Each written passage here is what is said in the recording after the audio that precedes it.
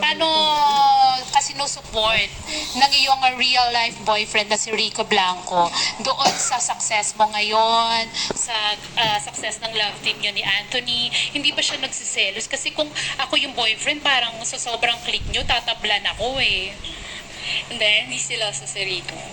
Ayun lang, supportive siya. So okay lang ba sa kanya? Kasi balita magkakaroon kayo ng next project ni Anthony. Supportive siya sa next project namin. Yes. Ano nang development doon? Kailan na mag-push through ba siya? Magsa-start na po kami soon. Ngayon lang, ready lang yung table readings, yung workshops, ganun po. So, parang ito yung highlight talaga ng career mo, Maries, dahil ang daming nagkagusto dun sa role mo. So, parang talaga ngayon yung year mo, di ba?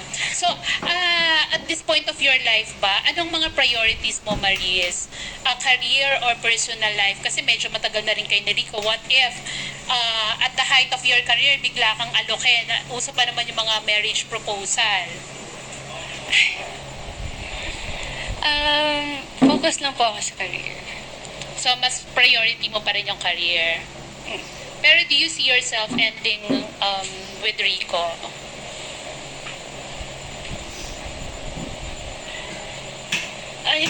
Yeah. Oh, but, sorry. Nagiging emotional ka. Sorry. Would you like to say something?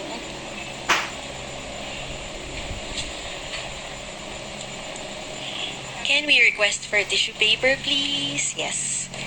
Thank you. Yes, I will get it from here. Okay. Mary's have some. There.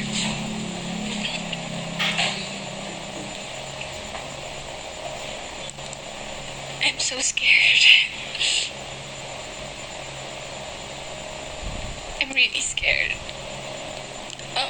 Dami kasing tanong about him and I'm tired of smiling and nodding.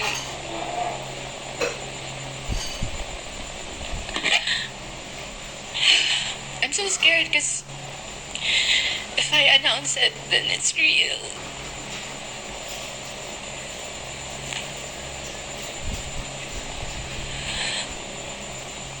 But yeah, Rico and I are over. So sorry, Maris.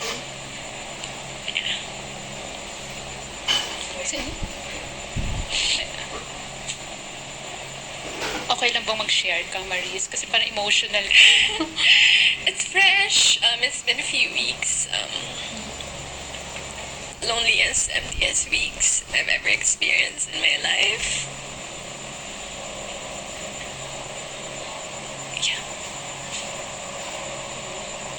So, I know, may pinagdadaanan ka nga. Pero paano ka nagko-cope up ngayon?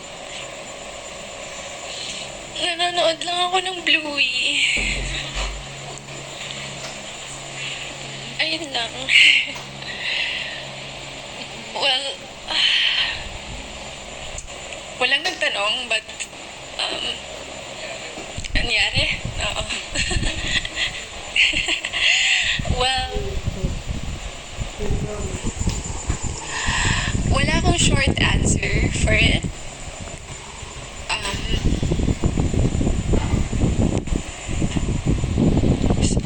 Hindi ko rin siya malabas ng isang statement lang kasi hindi ganun kadali. Sobrang complicated niya na situation.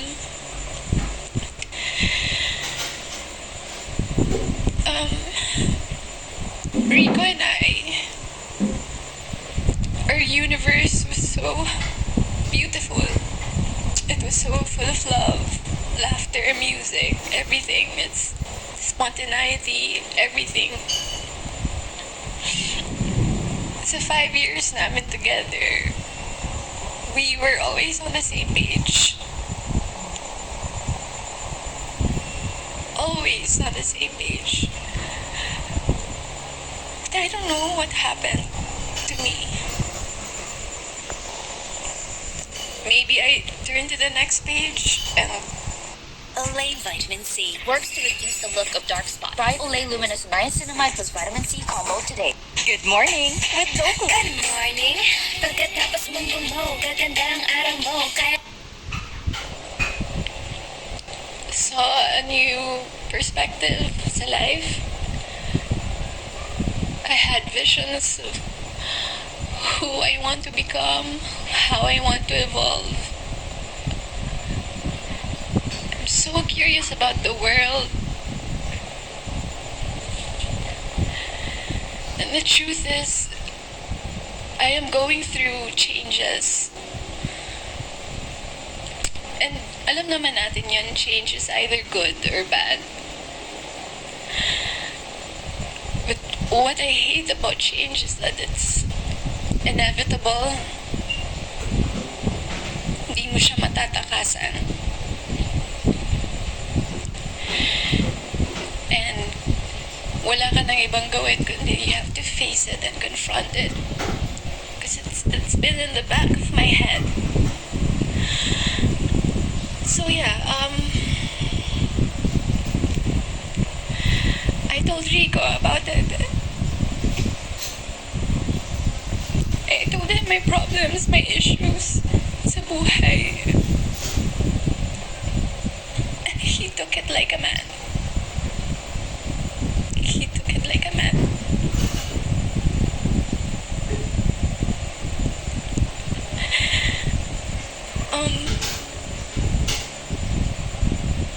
It was a very difficult talk because I love him so much.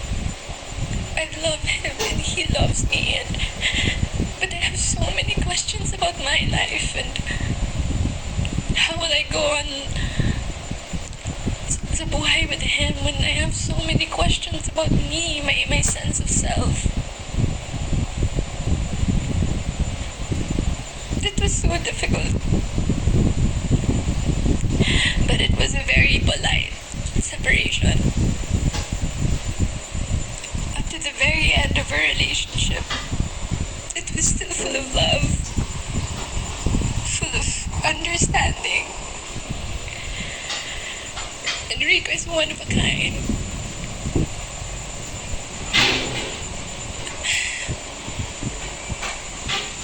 If only I could skip through my 20s, you know.